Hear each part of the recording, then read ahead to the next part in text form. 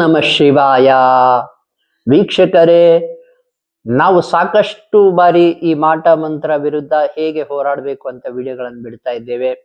ಯಾರ್ಯಾರಿಗೆ ಏನೇನ್ ತೊಂದರೆ ಆಯ್ತು ಅಂತ ಎಲ್ಲ ತಿಳಿಸ್ತಾ ಇದ್ದೇವೆ. ಆ ವಿಡಿಯೋಗಳನ್ನು ನೋಡಿ ಸಾಕಷ್ಟು ಜನ ಹೌದು ಗುರುಗಳೇ, ನೀವೇನ್ ಹೇಳಿದ್ರು ಆ ರೀತಿ ತೊಂದರೆ ನಮಗಿದಾವೆ ಅಂತ ಫೋನ್ ಮಾಡ್ತಾ ಇದ್ದಾರೆ. ಅದರಲ್ಲಿ ಮೊನ್ನೆ ಒಬ್ರು ಫೋನ್ ಮಾಡಿದ್ರು, ನೋಡ್ರಿ ಅವ್ರು ಸೊಪ್ಪು ಮಾರ್ತಾ ಇದ್ದಾರೆ. ಸಂತೆಯಲ್ಲಿ ಸೊಪ್ಪು ಮಾರುವ ವ್ಯಕ್ತಿ ಸೊಪ್ಪು ಮಾತ್ರ ಮಾರ್ತಾನೆ, ತರಕಾರಿ ಕೂಡ ಮಾರಲ್ಲ, ಸೊಪ್ಪು ಮಾರ್ತಾನೆ. ಒಂದು ಎಕರೆ ಹೊಲ ಇದೆ, ಹೆಚ್ಚು ಕಡಿಮೆ ಸಣ್ಣ ರೈತ. ಆ ಹೊಲದಲ್ಲಿ ಜಮೀನಿನಲ್ಲಿ ಸೊಪ್ಪು ಬೆಳಿತಾನೆ, ಬೆಳಿಗ್ಗೆ ಹೋಗಿ ಸೊಪ್ಪು ಮಾರ್ತಾನೆ, ಕಿತ್ಕೊಂಬಂದು ಮಾರ್ತಾನೆ.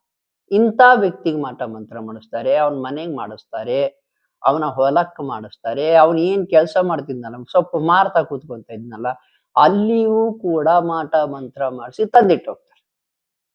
ನೋಡಿ, ಅವನ ಮನೆಗೆ ಮಾಡಿಸಿದ್ರು, ಹೊಲಕ್ಕೆ ಮಾಡಿಸಿದ್ರು, ಅವನು ಸೊಪ್ಪು ಮಾರತಕ್ಕಂಥ ಜಾಗಕ್ಕೂ ಮಾಡಿಸಿದ್ರು. ನೋಡಿ, ಬಡವ ಅವನು ಸೊಪ್ಪು ಮಾರಿ ಎಷ್ಟು ಸಂಪಾದಿಸ್ತಾನೆ ಪಾಪ.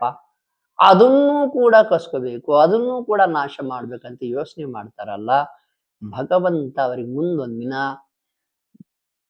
ಶಿಕ್ಷೆ ಕೊಟ್ಟೇ ತಿರ್ತಾನೆ. ಭಗವಂತನದಲ್ಲಿ ತಡ ಇರಬಹುದು, ಏನು ಶನಿದೇವರು ನ್ಯಾಯ ಏನ್ ತೀರ್ಮಾನ ಮಾಡ್ತಾರೆ ಸ್ವಲ್ಪ ತಡವಾಗಿ ಮಾಡ್ತಾರೆ. ತಾಳ್ಮೆ ಇರಬೇಕು, ಶನಿದೇವರಾಗಲು ತಾಳ್ಮೆಯನ್ನು ಕೇಳ್ತಾರೆ. ನೋಡಿ, ಆ ವ್ಯಕ್ತಿ ಏನು ಮನೆಗೆ ಮಾಡಿಸಿದ್ರು, ಜಮೀನಿಗೆ ಮಾಡಿಸಿದ್ರು, ಜಮೀನಿನಲ್ಲಿ ಸೊಪ್ಪು ಬೆಳೆಯೋದು ಕೂಡ ಕಡಿಮೆ ಆಗ್ಬಿಡ್ತು. ಬೆಳೆಯೋದ ಕಮ್ಮಿ ಆಯ್ತು. ಒಂದು ಅಷ್ಟೇ ಅಲ್ಲ, ಅವನು ಎಲ್ಲಿ ಮಾರ ಕುಂದಿರ್ತಾ ಇದ್ನಲ್ಲ, ಅಲ್ಲಿ ಮಾರುವಿಕೆ ಏನ್ ತಗೊಳರು ಕೂಡ ಕಮ್ಮಿ ಆಗ್ಬಿಡ್ತು. ಈ ಎರಡು ವಿಷಯ ಆದ್ರೆ, ಮೂರನೇ ವಿಷಯ, ಅವನಿಗೆ ಅಲ್ಲಿ ಕುಂತು ಮಾರಂಗೂ ಅನಿಸ್ತಾ ಇರಲಿಲ್ಲ.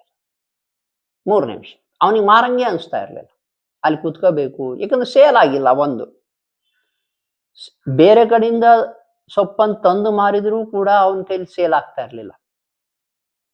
ಅವನಿಗೆ ಅಲ್ಲಿ ಕುತ್ಕೊಂಡಂಗ ಆಗವಲ್ದು, ಕೆಲ್ಸಕ್ಕೆ ಹೋಗಂಗ ಆಗವಲ್ದು, ಮಾರಂಗ ಆಗವಲ್ದು. ಇಷ್ಟೆಲ್ಲಾ ತೊಂದರೆ ಇದ್ದ ವ್ಯಕ್ತಿಯನ್ನ ನಾನು ಅವತ್ತೇ ಬಸ್ ಹಚ್ಚಿದೆ. ಬಸ್ ಹತ್ತಿ ಹೋದ ಪಾಪ. ನಾನು ಹೇಳಿದ ಗುಡಿಗೆ ಹೋಗ್ಬಿಟ್ಟ, ಹೋಗಿ ಒಂದು ದಿನ ಉಳ್ಕೊಂಡ.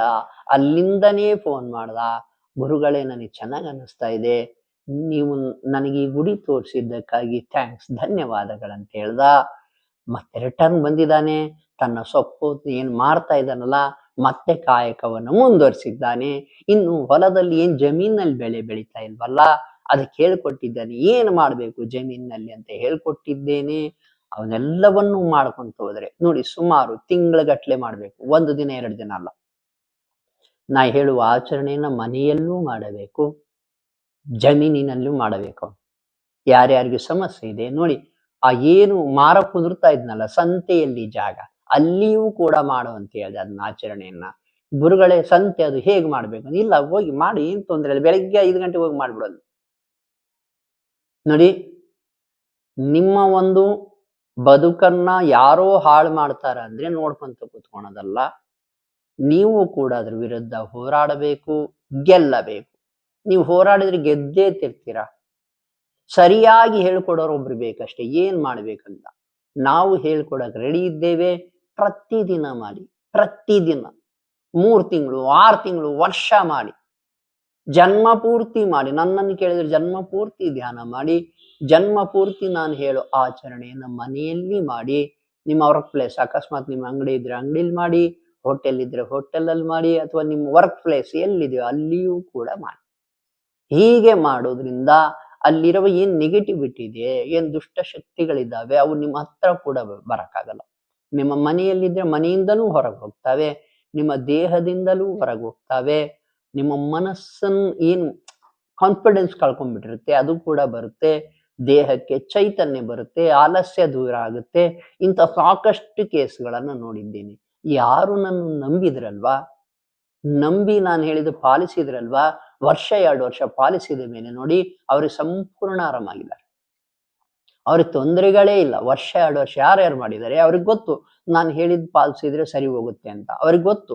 ಅದಕ್ಕಾಗಿ 2 ವರ್ಷಗಟ್ಟಲೆ ಪಾಲಿಸಿದ್ದಾರೆ. ತೊಂದ್ರೆ, ಮನೆಯಲ್ಲಿ ಜಗಳ, ಗಲಾಟೆ, ದುಃಖ, ನೋವು, ಸಂಕಟ ಎಲ್ಲ ಕಡಿಮೆ ಆಗಿದೆ. ಏನು ಮಾಟ ಮಂತ್ರ ರೀತಿಯಿಂದ ಇವೆಲ್ಲ ಬರ್ತಾ ಇದ್ರೆ ಅವು ಕಡಿಮೆ ಆಗ್ತದೆ. ನಾರ್ಮಲ್ ಆಗಿ ಬರೋ ಕಷ್ಟ ಬಂದೇ ಬರುತ್ತೆ. ಅದನ್ನ ಭಗವಂತ ಕೊಡೋ ಕಷ್ಟ ಯಾರು ತಪ್ಸಕ್ಕಾಗಲ್ಲ. ಆದ್ರೆ ಈ ಮಾಟ ಮಂತ್ರ ವಾಮಾಚಾರದಿಂದ ಬಂದ ತೊಂದರೆಗಳನ್ನ ತಪ್ಪಿಸಬಹುದು. ವೀಕ್ಷಕರೇ, ನಿಮಗೆ ಮಾಟ ಮಂತ್ರ, ಭಾನಾಮತಿ, ಚೌಡಿ ಪ್ರಯೋಗಗಳಂತ ಪ್ರಾಬ್ಲಮ್ಸ್ ಆಗ್ಬಿಟ್ಟಿದ್ರೆ ಭಯ ಪಡೋದು ಬೇಡ. ಯಾವ ಶಾಸ್ತ್ರಿಯನ್ನು ಹುಡುಕಕ್ಕೆ ಹೋಗ್ಬೇಡಿ. ಯಾವ ಮಾಂತ್ರಿಕನ ಹತ್ರ ಹೋಗಿ ತಗ್ಗಿಸ್ಬೇಕು, ಕೇರಳಕ್ಕೆ ಹೋಗ್ಬೇಕು, ಕೊಳ್ಳೆಗಾಲಕ್ಕೆ ಹೋಗ್ಬೇಕು ಅನ್ಕೊಳ್ಳಿಕ್ಕೆ ಹೋಗ್ಬೇಡಿ. ಬೇಡವೇ ಬೇಡ. ಎಷ್ಟಾರ ಮಾಡಿರ್ಲಿ, ಹಂಗ್ ಮಾಡ್ಬಿಟ್ಟಿದ್ರೆ ಹಿಂಗ್ ಮಾಡ್ಬಿಟ್ಟಿದ್ರೆ ಏನು ಭಯ ಬಿಡಿ. ಶಿವ ಭಗವಂತ ಕಾಯುವಕ್ಕೆ ನಿಂತ್ರೆ ಯಾರು ಏನು ಮಾಡಕ್ಕಾಗಲ್ಲ. ಭಗವಂತನ ಅನುಗ್ರಹ ಪಡ್ಕೊಳ್ಳಿ. ನಿಮಗೇನಾದರೂ ಸಲಹೆ ಬೇಕಂದ್ರೆ ನೀವು ನಮಗೆ ಕಾರ್ಯ ಮಾಡಬಹುದು. ಶುಭವಾಗಲಿ.